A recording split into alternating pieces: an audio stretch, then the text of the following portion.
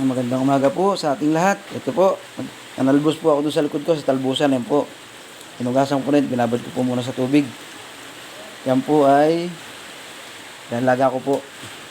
Nagpapakulo na po ako ng tubig. Yan po, nilagyan ko po yan ng asin. Tapos yung nakikita nyo po, ba't ganyan kulay? Tuna po yan.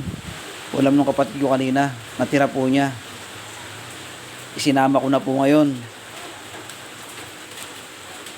Hindi po yung basta tuna po yan, tuna. Meron po naman tuna na parang iba-ibang klase na nasa lata. Yan po yung isinama ko sa talbos na ilalaga ko ngayon. Para magkaroon naman po ng lasa-lasang iba. Hindi ko na rin po nilagyan ng sibuyas yan, asin lang. Yan. Nalagay ko po dyan tong talbos para po ulam ngayong umaga.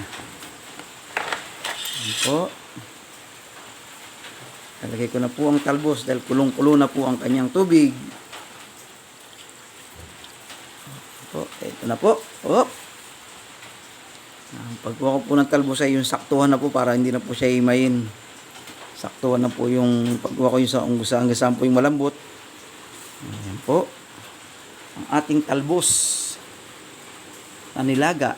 Kaya lang, nilagyan ko po siya ng tuna ngayon. Kasi nakita ko po rin sa mangkok. Tira po na inulam kanina ng kapatid ko. Kaya sinama ko na po sa nilaga kung talbos ang tuna. Hindi ko po alam kung anong klaseng tuna siya. Basta tuna po yan. Yan po.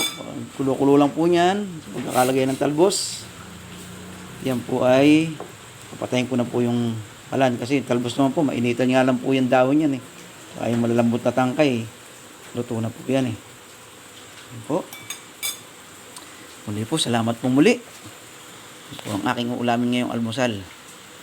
Salamat po muli sa inyong pagtsatsaga. Huwag po sana kayo magsawa. Nakikiusap po ang inyong abang lingkod. Suportahan niyo po sana ang aking mga video. Salamat po muli.